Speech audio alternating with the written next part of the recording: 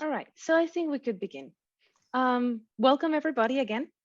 I'm very happy to be part of the team for Peak Product that is offering today an Executive Insights on Product session. Today we're gonna have Raphael, our host, who will introduce himself briefly, just guide us through an interview with Ameet from GetYourGuide, and you will feel free again to post your questions in the chat. If you need anything, just let me know. We're very happy to have you here. And Raphael, please. Yeah, wonderful. Thank you so much, everyone, for coming. This is always a big pleasure for us. For another episode of this Executive Insights. So what is Executive Insights on Product actually about? It's actually about getting insights from the intersection of product and business. So this is not yet another product only session. We have a specific focus in this session about folks that were successful in a product career and have made the step to general management, right? This could be either that they have a general management title, or that they actually run the business together with colleagues, or maybe that they are in close touch with boards, with investors. So basically they have responsibilities beyond the mere functional experience.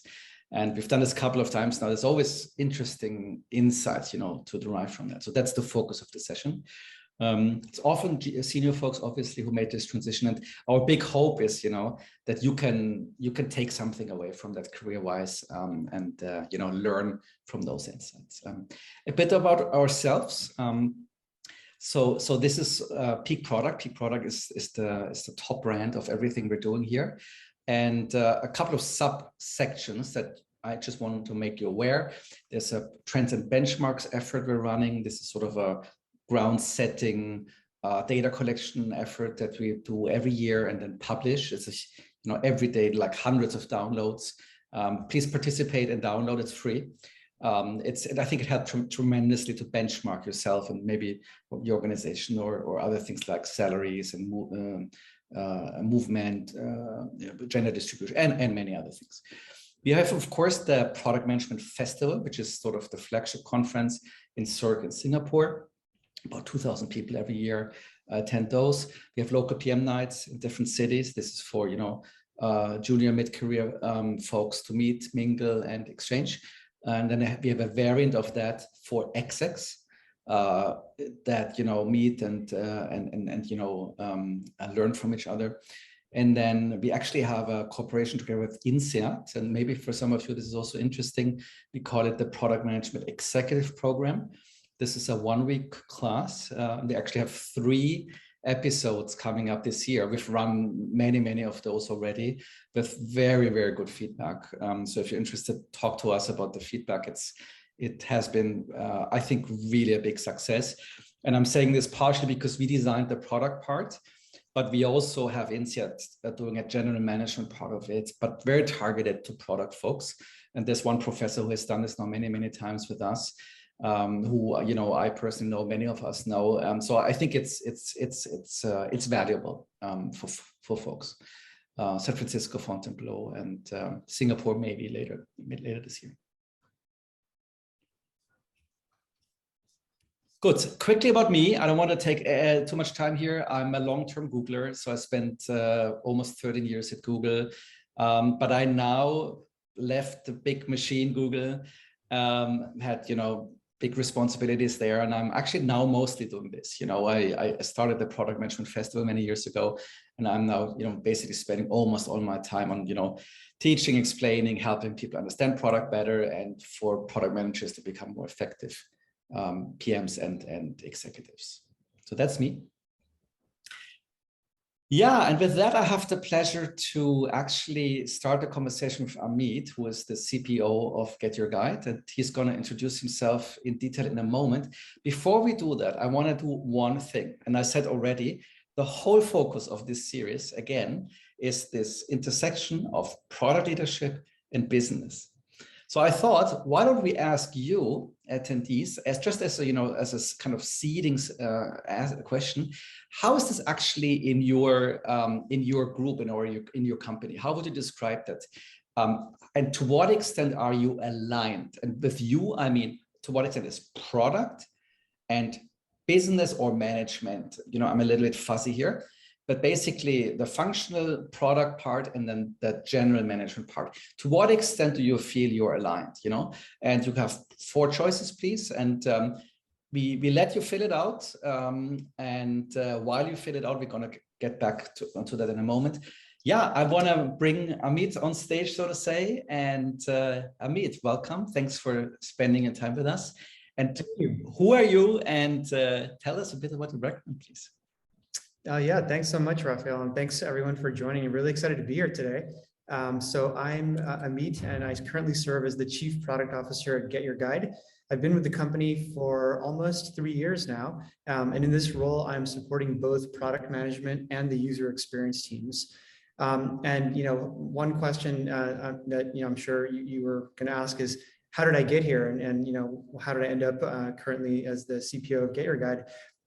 So my background is I started off as an engineer. So I studied engineering, worked as an engineer for a little while, and then pretty quickly realized that I love technical concepts, but I didn't enjoy writing code very much. And what really motivated me was like learning from customers and working on customer problems. And so I started to gravitate towards pre-sales engineering, which was kind of the next chapter of my career. I went to business school after that at Berkeley, got my MBA. And coming out of Berkeley, I went into strategy consulting for a couple of years. So worked with McKinsey on a number of different high-tech strategy engagements. And at McKinsey, what I learned were 2 things. So one was how to solve pretty complex business problems and apply a hypothesis-driven problem-solving approach, which is actually pretty useful for product management, as we all know. And then the other thing I learned was how to communicate with executives and how to, you know, make proposals and you know, make effective presentations. So after that, I left McKinsey and decided that I wanted to go into product management. So that was really my first exposure to being a PM. I joined a startup where, you know, I was one of the PMs there. And then I eventually left and started my own company with 2 other co-founders. So that was in the security space. And in that startup, that was really where I kind of learned a lot about taking a concept from 0 to 1 and everything from, you know, like doing the customer discovery, building the initial product, but also, you know, making big changes in our product and business strategy, pivoting the strategy to kind of follow the opportunity. We were fortunate in that the company got acquired by Twitter, and that's where I went for the next chapter of my career. And that was probably one of the, you know, in addition to being a co-founder, I think my Twitter experience was like one of the major chapters of my career in terms of career growth. I started as one of the first 5 product managers on the ads product team, back when Twitter was just starting to monetize its product. And over the course of 5.5 years, I saw a lot of growth and, you know, was lucky enough to take on a lot more responsibility and eventually became the VP of product and general manager of revenue product, eventually reporting to Jack Dorsey for a while before I left. But, you know, definitely got to see quite a lot of growth in the company and then my own personal growth in terms of responsibility while I was there. And then I went to Instagram and worked on a different type of problem. So Twitter was about ads. At Instagram, it was about trust and safety. So I got a chance to work very closely with Kevin Systrom and Mike Krieger, the co-founders of Instagram, and really learned a lot about the Instagram way of building products, and also worked on some really interesting and meaningful problems when I was there. And then, you know, what brought me to GetYourGuide was that I really wanted to learn about a new problem space. I've always been passionate about travel, and I thought it would be great to work on a product that I'm personally very passionate about using as often as I can. So the problem that the company was solving resonated a lot with me just from a personal standpoint. And I also wanted to, you know, get exposure to working on marketplace products and e-commerce, which is very different from what I've done in the past. And then the final reason was that, you know, I spent my life and career so far up until that point in the US, and I wanted to get some international experience and get the chance to live and work abroad. So it was a great opportunity for myself and my family to relocate to Berlin, where we've been for the last 3 years. Yeah, wonderful. Thank you. Well, what a fantastic background for that conversation. I mean, big congrats, right, to all your growth and all those achievements. Maybe before we deep dive a little bit on details, Marina, is there a chance to get the poll back? Correct. 1 second. Let me see. Yeah, so. Share results. So yeah, so we have a nice distribution. It's actually, if I look at 50% say they're mostly aligned, product and business, which is actually good news. That is good. It's better than I expected. I don't know, Amit, did you expect 50% are mostly aligned? It's better than I expected too, because it's really hard, right? For maybe we make this harder as it is, Amit. Yeah, maybe. But I mean, based on, not, my time in many different companies, I think it takes work and it takes effort, on both sides of product and on the business side to stay in alignment. And it's not easy to do. But it's good to hear that like many of the folks on this call are actually pretty well aligned. But I'm sure we can talk more about that later on today. Yeah. So, but yeah, I think that's a perfect sort of starting point. And I'm going to ask one more poll later to the audience about, is there anything you did specifically to achieve alignments? Maybe you can start thinking about that a little bit. But now maybe, Amit, one level deeper, if we focus on this, transition of functional excellence, and I mean, in that case, of course, product, and then achieving that level of responsibility, founders, giving you responsibility, giving you trust. How did that feel? How did that go? I mean, was this obvious to you? Was it also obvious that you wanted that? Mm-hmm. Talk a little bit about your inner workings of making that journey. Yeah, sure. So as I mentioned, I started off in PM in startups, and then at Twitter, I was an individual contributor, product manager, and then took on more and more responsibility, was eventually managing a team of PMs. But at that point, I was still very deep into the function of product management. So my first exposure to taking on additional responsibility was at Twitter when I became the general manager of revenue product, which meant that I also had engineering reporting into me. So I had a team of about 25 PMs and then 250 engineers reporting into me. So that was kind of the first exposure that I had to multidisciplinary leadership within a company. And then coming to GetYourGuide, here, as I mentioned, I'm supporting both product management and the user experience teams.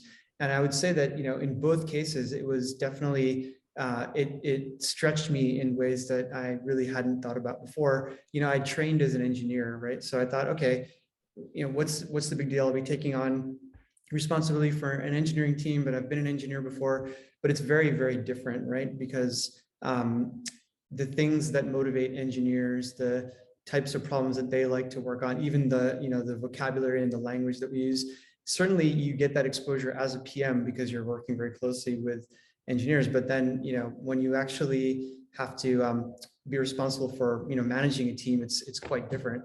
And here at GetYourGuide, I have the fortune of being able to manage the user experience team, which has also been like a great learning experience for me. And I would say one of the things that I found to be very different is that product managers are motivated a lot by impact and making decisions and speed and kind of going quickly. And I think that the same does hold true for user experience folks as well. But there's another part of the user experience function, which is around creativity and creative problem solving. And so that was like definitely a new aspect of working with people that I had to learn a lot about. But I would say that you kind of learn about the things that people care about as you take on different functional responsibilities, and that forces you to just have to understand them better, understand what you can do to motivate them. And it also means that I need to spend disproportionately more time with people from those functions and go in with a little bit of like a beginner's mind and like just try to get educated about what they're working on, what their priorities are, what their issues are, what their motivations are. So I'd say that's those are some of the things that I underwent as I took on this additional responsibility. Mm-hmm. And if you describe that journey, what what were you gaining in terms of, what was a positive, net positive in that journey? Is there something you lost on the way? I mean, losing in a way like, of course, you're not truly losing some, but I mean, you're giving up. Let's say you're giving up things, I assume. And also, was there anything surprising that you maybe had not anticipated in those journeys? Yeah, I mean, spoken like a true product person, right? There's always a trade-off. So you're taking on one thing, you're trading off something else. So definitely, the net positives or things that I gained from this is, I'm always very motivated by helping other people to learn and grow and develop themselves, and that's part of what fulfills me as a manager. So I definitely I definitely gained this ability to impact more people in different functions and in different ways. And I think what I was able to bring was maybe a different perspective from somebody who was just from within their function, right? So I think that's basically what I gained, is just the ability to impact more and different types of people. I also think that it just was a great learning opportunity for me and a great learning experience, and that's something that also fulfills me, is I'm always trying to learn and to grow myself and to improve. And so getting deeper exposure to these different functions certainly I thought was a very, very good learning experience.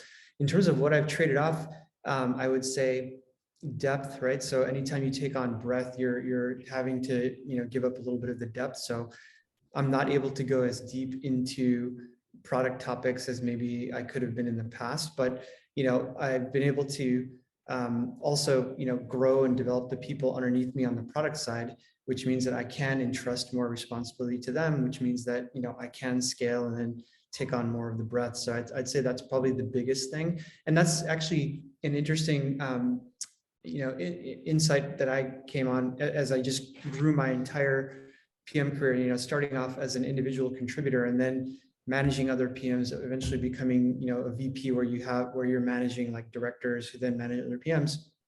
It was the trade-off that I made along that journey was that, I had to give up being a product manager, like a hands-on product manager, getting into the details of products and making, individual product decisions. And that was actually hard, because that was like, I was so passionate about actually building product and then making those decisions myself that, as I took on more responsibility, I had to give up, those specific actions and decisions, which, I think on the net, like I said, it was still positive because I think I was able to increase my impact on people and as well as on the business, but it was definitely giving up that depth of being close to the product. Mm.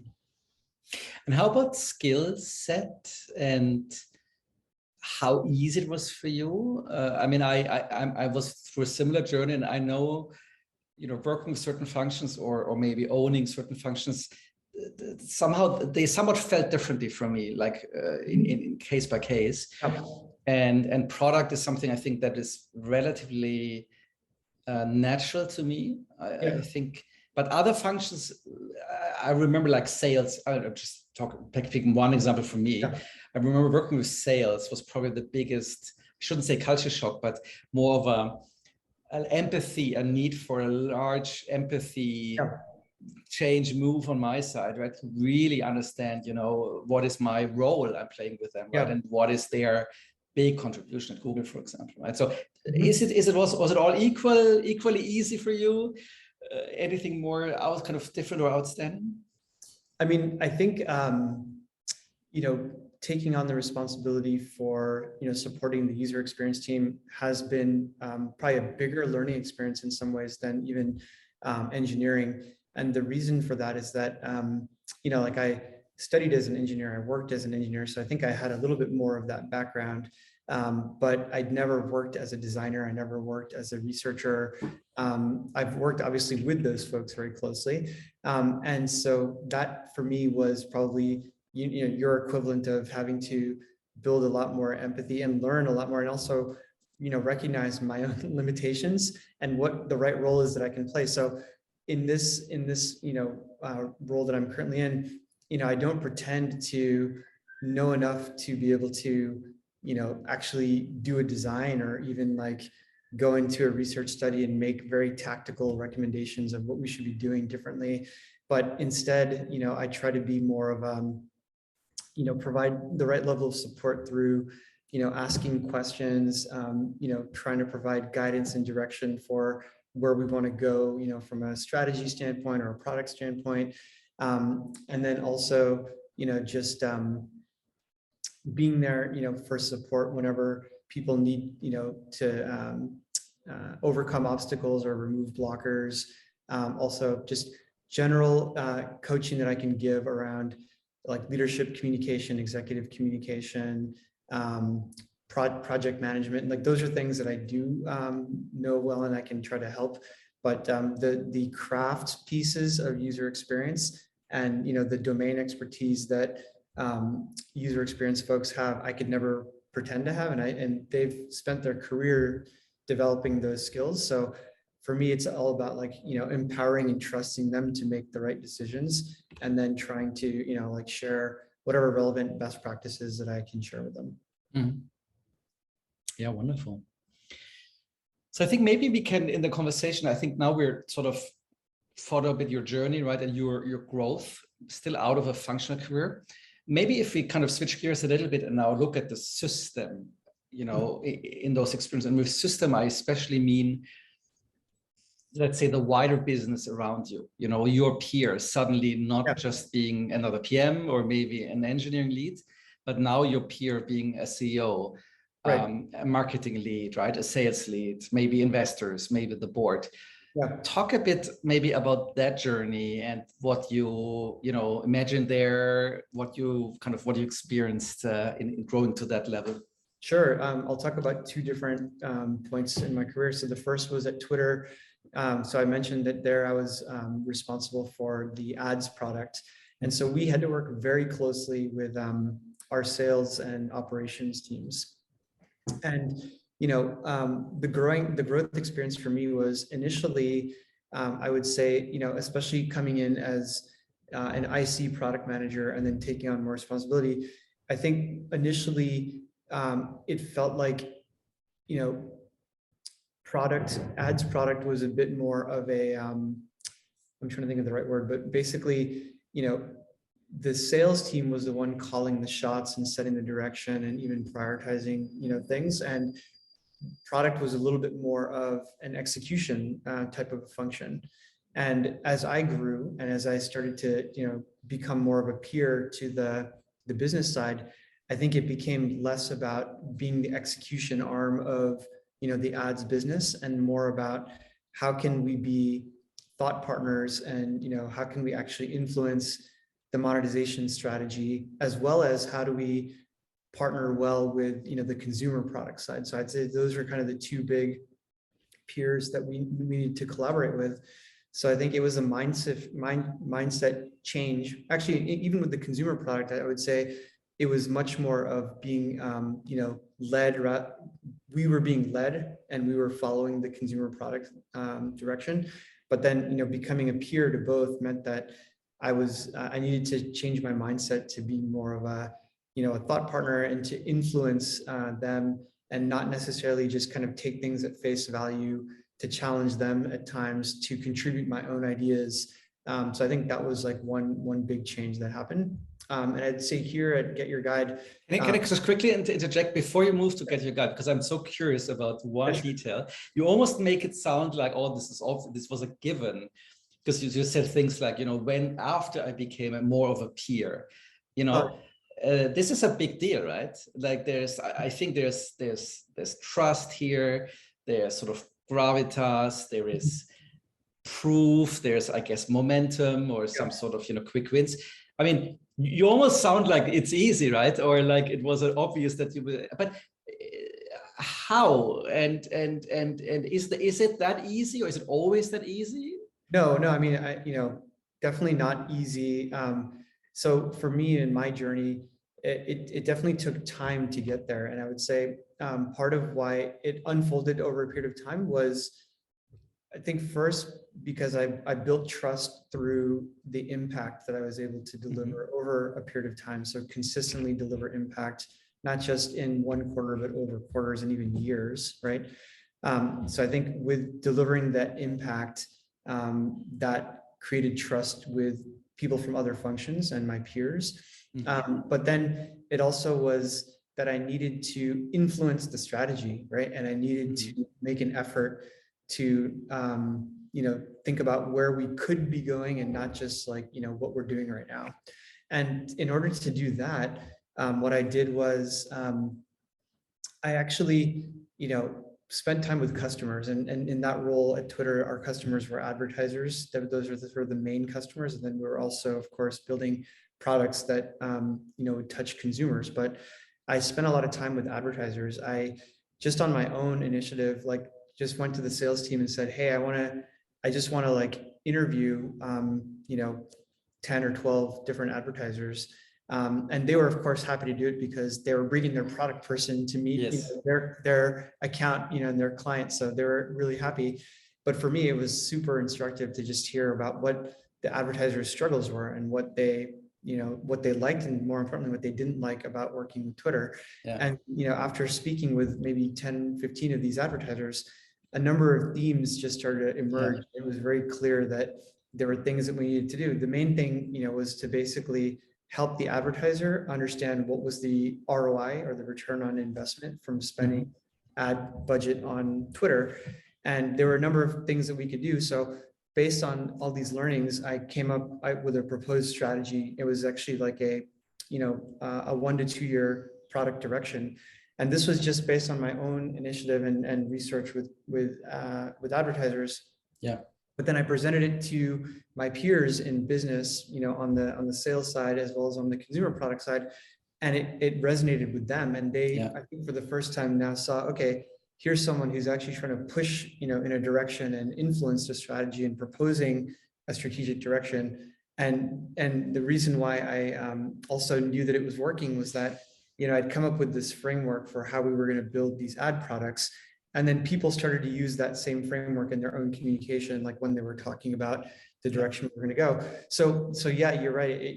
I kind of glossed over it, but it was definitely a lot of hard work, and it took time. But the things that I think helped to make it happen were the consistent delivery of impact, over this period of time, getting a good pulse on customers and what their needs are, and then synthesizing those into a longer term strategy, which then I made the effort to try to communicate and socialize with my peers. If I zoom out, perfectly explained. And if I zoom out here, I think one of the fallacies many PMs have is once they start to, interact with other senior folks that are not PMs or don't come from a PM background, is that they assume, that their product insights or their assumptions, their obvious, hypotheses or conclusions about product are in a way good enough to convince, right? And I think what I heard you saying, and this resonates a lot with my sales and business dev experience as well at Google, is like hard facts, like spending time with customers and solidifying your opinion with data, with meaningful time spent, energy spent, and sort of it's often not even deep insights. It's like, like you said, right, the fact you spend time with customers, you spend time with senior sales folks, and in a way aggregate findings and come up with a plan. It can be very powerful, but I think behind that is empathy, behind that is coalition building, behind that is listening, behind that is not just having a strong opinion and a loud voice, right? It's a bit serving the business with your Before we go, please, sorry, I'll let you. Just to build on that, the other thing I mentioned, I spent time with customers, but you're right, I also spent a lot of time with senior stakeholders, and ask them, so what are you seeing? What do you think are the main challenges for the company? What should we be doing differently?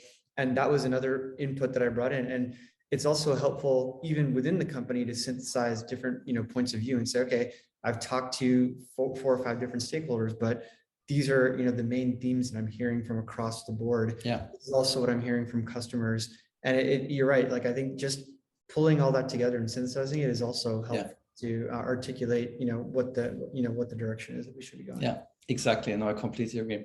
Before we jump to the Get Your Guide part of the answer, I would love to do the second and final poll to the audience. And here, I would love to ask folks whether you ever tried anything specifically to sort of build a bridge in your organization between product, which most of you are in, I assume, and then business or management, right? Like I would say non-product, but important non-product, right? Have you ever felt the need, or have you tried anything, but whatever it could be, we don't have time to go into the what, but have you done anything? I'll let you folks answer offline, and maybe Amit, please, the second part of your question when I interrupted was that element into GetYourGuide and what you learned there. Sure. Yeah. So, I think at GetYourGuide, so at Twitter, my peers were, the sales, advertising sales team, and then the consumer product team. Here at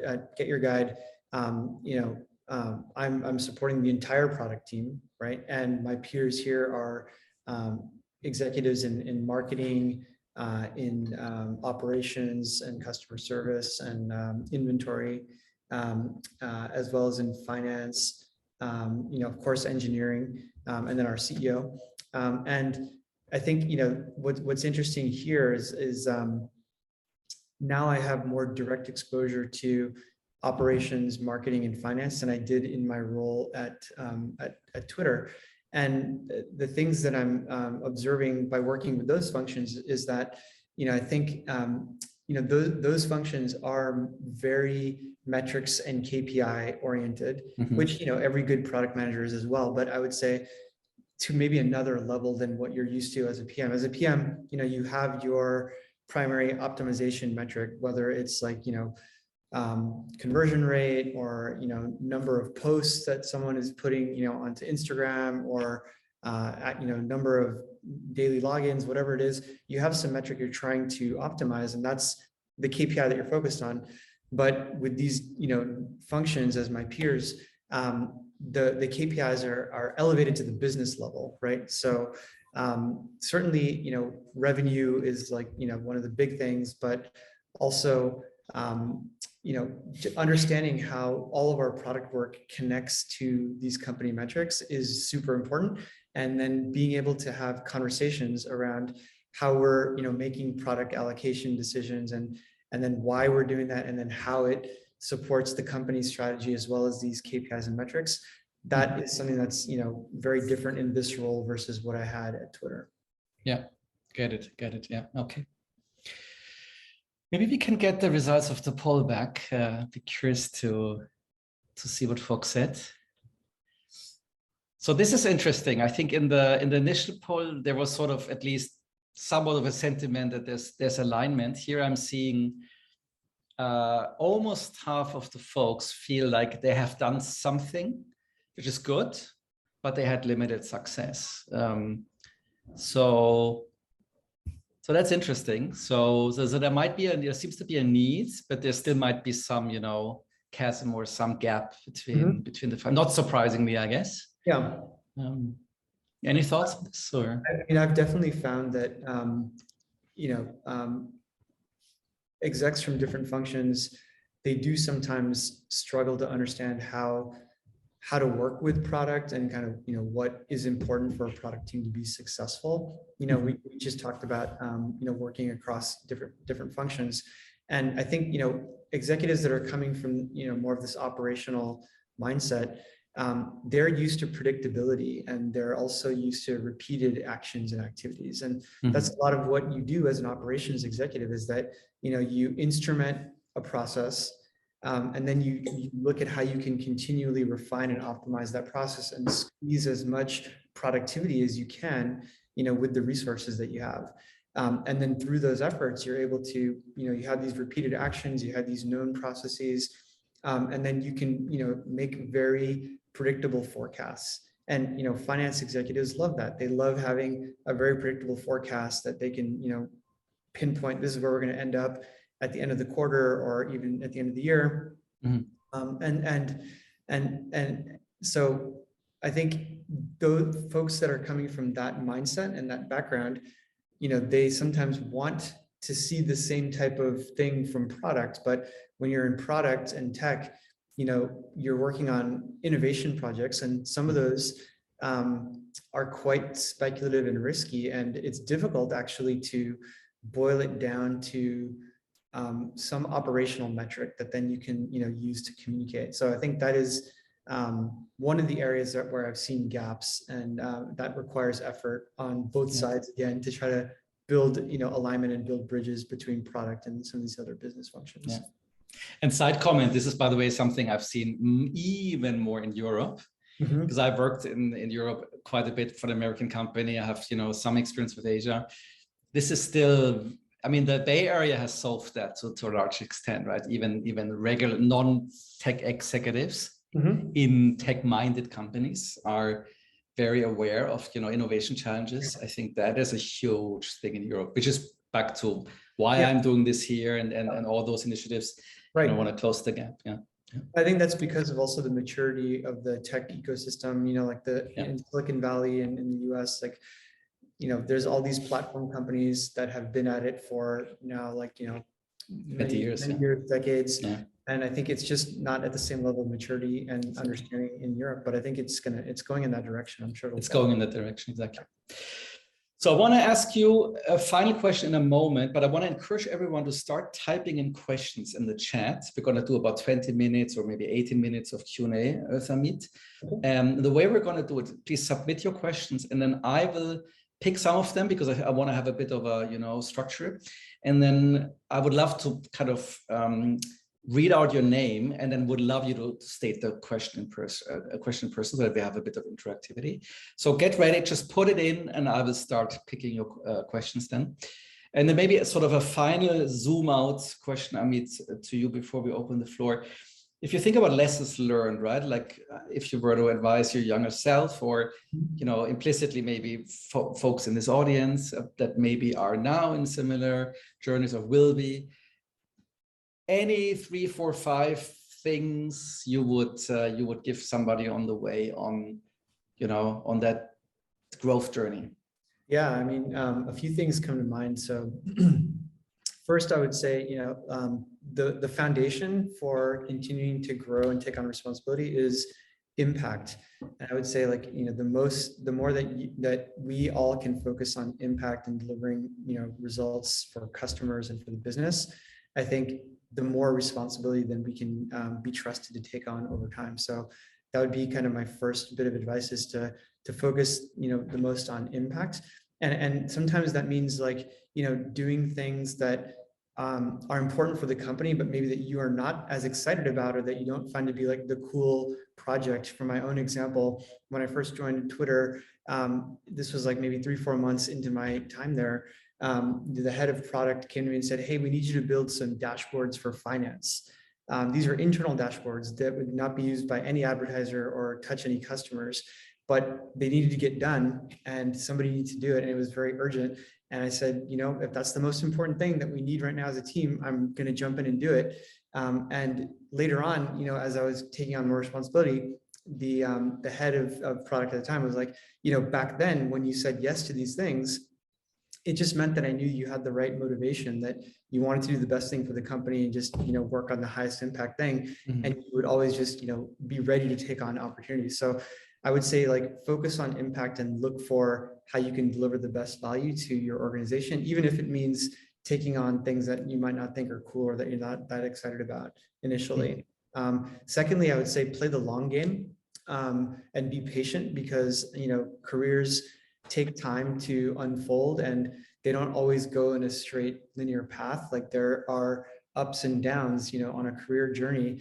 And especially as you get more senior, in order to take on more responsibility, opportunities have to open up, and those opportunities may be outside of your hands. An example would be someone at a senior level has left the company, which now creates an opportunity, or maybe, your company has acquired another company. So it's those kinds of things that are, can create opportunities. And, that's when, if you have built, trust from, your leadership team, you've consistently delivered impact, you've shown the right motivations around prioritizing what's best for the company, then you can be trusted to step into those opportunities when they open up. And the last thing would just be, be flexible. So I think it's good to have a plan and to have a direction, but definitely be flexible to, opportunities that come your way that you may not have planned for, because sometimes those are what lead to, the big breakthroughs in a career. So those are just a few things that come to my mind. One funny is kind of in my head while you were saying those things, one funny pattern I see, and then this might just be my interpretation or to some extent one observation I'm making here is, but there's something funny about PMs first, maybe become functionally stronger. You're like become a better PM, better PM. But once you enter in a way more broader responsibilities, you have to unlearn maybe some of that, or because you said things like flexible, some not cool, not fun, basically value that the company, there's an element of you unlearning a purely functional mindset and skill set, and actually, embracing uncertainty, embracing other viewpoints, and basically, dealing with ambiguity and dealing with complexity that is to some extent maybe not even controllable from a pure functional mindset, right? So some openness maybe to that ambiguity. I think so. Just quickly build on that. Yeah. Things that surprised me, as you described that journey of birth. So one is, just the amount of context switching you have to do as you get more and more senior with more and more responsibilities. You can't be so deep into one topic. You have to be able to pull out and also quickly switch context like multiple times in a day. And the second thing is that more of the impact that you can have is through supporting people and actually coaching people and helping them to be successful, rather than making specific decisions on product, for as an example. Yes, exactly. You're managing a system of product and not you are managing product. Right. Perfect. Right. I want to give folks a chance now to ask you questions straight. So Jun's question, I think we captured with sort of takeaways just now. Maybe Justin's question, and I think this is sort of product-led versus business-led mindset. I'll let you quickly pose the question yourself, Justin, if you're still in the call. Yeah, sure. Can you hear me okay? Yeah. Perfect. Hey, Justin. So, hey, thanks. So I've heard through studies in the future that product management is the new breeding ground for future CEOs. So my question is around how can organizations shift more towards being product-led rather than just business-led? And once we start to shift towards this, do you think there will be more opportunities for product leadership? And then what is maybe stifling that for companies for not shifting towards this product-led mindset? So, those are all really good questions. I think that when you think about like what paths lead to CEO roles and what's most important for CEOs to understand, it's true that in many tech companies, product is a good entry point into general management and CEO positions, because in many cases, the product is the business, right? So the product is what engages users or engages advertisers or engages customers in some way, and whatever we build into the product is going to determine the growth of the company, the revenue and the monetization of the company. So I think that's why you have probably seen more and more examples of folks coming from the product world then moving into the CEO role, because they understand the function well, and they also probably have strong product perspective and judgment, and that's what's required for the company to be successful going forward. But it's not always the case. I came from Twitter a couple of several years ago, and they recently promoted the CTO to become the CEO of Twitter. So I think it sort of depends on like what's most important to the company at that point. But generally there are more of these companies that are becoming product led, and I think it's because many boards are also realizing that it's the product that's going to determine the future of the business. So we need someone who has deep product expertise, good judgment, product vision, but they don't have to come from product, by the way. So CTOs are good examples of that as well. Also, I worked closely with Kevin Systrom at Instagram, and I don't know if he would consider himself a PM. I'm sure that he would, but he also was very, very strong on design, believe it or not. I don't think he trained as a designer, but he was incredible. He was a PMM at Google, right? Product marketing manager at Google, right? Yeah. He was a PMM at Google. Yeah. But he played the role of, basically like a designer and a product manager very, very well. So yeah, I mean, I think you don't have to come from PM, but I think having good product vision, instincts, judgment, understanding the function, those things are all going to be very important for companies where the business is the product. Thank you. Great. So we need more questions, please. We have 10 more minutes, but so I'm going to ask one more from my end, but I don't want to talk all the time. So please, folks, submit as well. So I want to ask you a little bit about sort of personal, let's say, energy management and focus management, and also, I mean, I don't like particularly work-life balance, but it is in that mindset, because everything you described is for sure a very stressful job, right? And I'm sure it's very demanding on, your time, your energy. If I compare to my experiences, it's basically all consuming, or at least it has the potential to be all consuming. Yeah.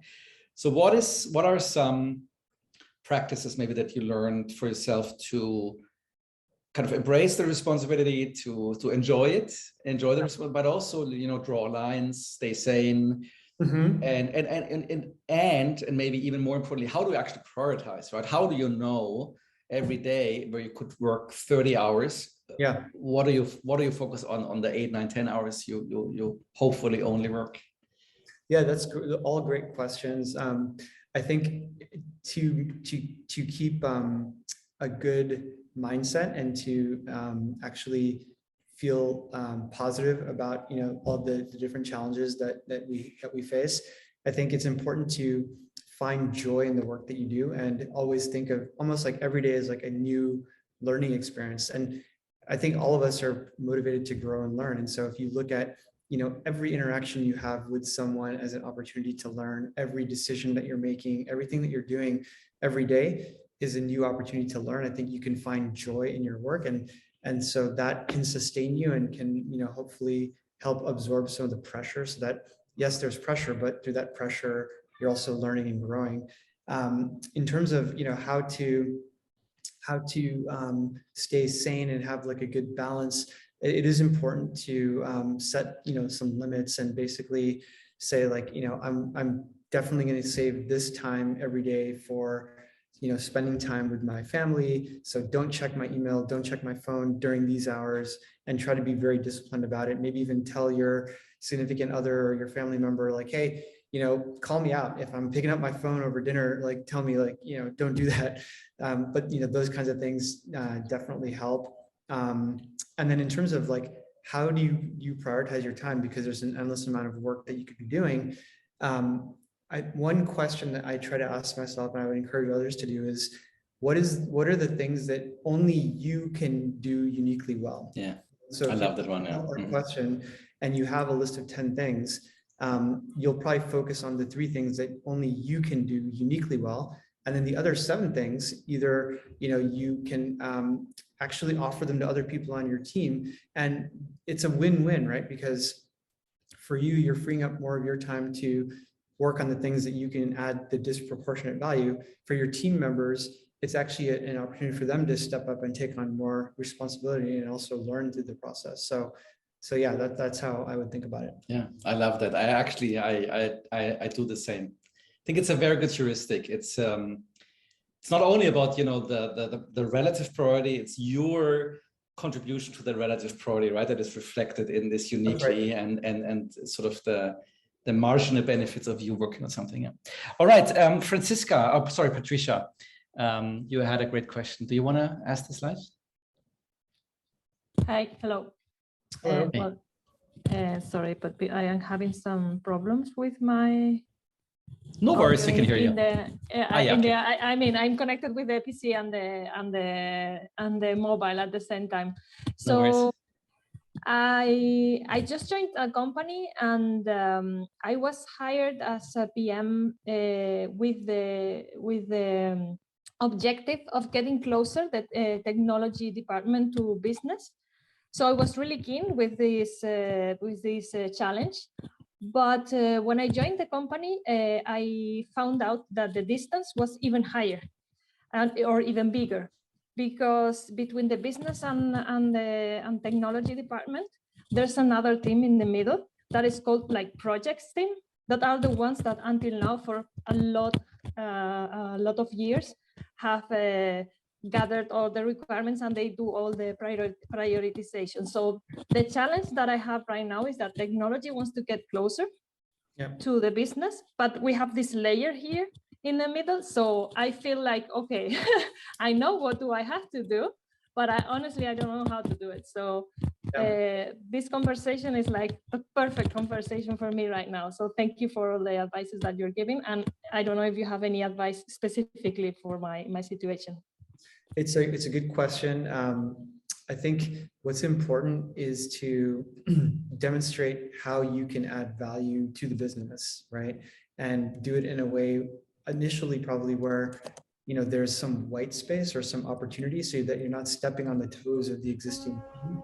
If there's a team that's already doing something, maybe there's other areas that they're not able to cover, where you can step in and fill the gap. But I think to get closer to the business, they need to see you as being valuable. And if there's already another team that's kind of providing some of the role, then finding something that they can't cover that's still valuable to the business that you can do would at least start to build some connection with them in some relationship. Over time, you're going to probably need to figure out like what are the various roles of these teams, and then how can each team have like a separate responsibility. But I think it'll take some time for that for you to figure that out. And in the meantime, I would say just look for opportunities to provide value directly to the business, but try to avoid stepping on the toes of the existing team as much as you can. Yeah, definitely. Thank you. Thank you. And I think we'd take one final question as a closing question, and I'll take Watt's question, please. Sorry, I'm not sure I pronounced it correctly, but the framework question. If you could maybe ask it live, please. Thank you. Yeah, thank you. Can you hear me okay? Yes. Yeah. Wyatt. It's like Wyatt, sorry. Wyatt. Thank you. Hi, Wyatt. Yeah, hi. My question is related to product strategy. I just want to know, what is the framework you use to define a successful strategy, and how do you know that's the right point? So I think the strategy or the framework that I use for product strategy, there's a couple that I've used in the past, but I think one of the most important ones is around basically customers, alternatives that the customers has, which are really competitors. So customers, competitors, and then the company itself and what the company can do and should be doing. So you start with customers and try to understand, essentially what are their unmet needs and what is the direction that this market segment is going to be going over time. And that's not easy to figure out, right? Like, it's very, very difficult to understand what are the most important customer needs, what are being unmet, and what direction is that going to go. But you have to start first and foremost with that, because with any business and with any new product, that's the biggest risk, right? Is like, is there a real customer problem there? What is the problem? So I think, starting with customers and their needs and where it's going is part one of the strategy. And then it's about, the competitive environment and what the customer's alternatives are. So how are they solving the problem today? Or what are their other options for solving it? And what would we need to do to provide, differentiated value to the customer and actually compete effectively against the alternatives that are there? And that brings us to the final point around, company. What are the company's strengths? What is the company's strategy? What is the company's brand? And how can we align, the opportunity with customers and our competitive differentiation with our strengths and, our long-term strategy and our brand? So that's one framework that you can use, that I've used to come up with longer-term product strategy. Yeah, thank you for that. But then the basis for that framework is that you have existing customers, right? So how would that work when you're a startup, right? You may not have an existing customer yet. You have a belief. I think it still applies, because even if you're starting something new, you still have to identify a customer segment, and you don't have those as customers today, but this is your target customer that you'd want to, offer your product or service to. And once you've identified that product or that customer segment, then it's about doing that research and the customer discovery with them to understand what are their pain points, what are their needs, and where is that going. So you can still use the same framework, but it's not your existing customers. These are your potential or your target customers that you'd be considering. How do you We need to close timing wise. Apologies, but I want to stick to the time. So if you kind of bring up the slides, I want to have a few closing thoughts on this. So first of all, I want to thank Ameet for the time. I know you're very, very busy. You have obviously a large responsibility. So thanks for sharing. This is wonderful. Thank you so much. Just a couple of closing thoughts. Peak Product is also offering advisory, and I'm running this personally. So if there's any need in your organization to, with product leadership, implementation, consulting, advisory, coaching, let us know. So that's one thing. The other thing I wanted to say is PMF, Product Management Festival, is coming up. We have high hopes. So we had already had it in person last November, and we have high hopes for a huge one this November. So please send your team, bring your team. There's actually team discount. There's an early bird discount, but you have to hurry up a bit. But yeah, we're very excited to be back hopefully in the real business. And it will be forever a kind of an offline thing. We're not going to do this online. It just makes really sense to do it online. The energy is so much higher. Sorry, not online, but in person. Yeah, and then just the final outlook for the next session, which is in about 5 weeks. I'm going to have Ram, who also has a very exciting journey. He was actually a product lead at Flipkart, at Booking, and also just now moved to a general manager role where he is leading the phone effort actually in India, which is a vertical effort. So there's phone means end-to-end, like phone hardware, vertical apps, portal services, like it's an integrated effort that Google runs there. And yeah, I'm going to interview Ram on similar topics. So thanks everyone for coming. This was wonderful. Thanks, Ameet and Franziska. We know this was a lot of time for you, but it was worth it for us. And yeah, everybody have a wonderful day. Thank you so much. Thanks, Raphael. And thank you everyone who joined for the great questions and the participation. Thank you. Cool. Bye-bye. Goodbye, everyone.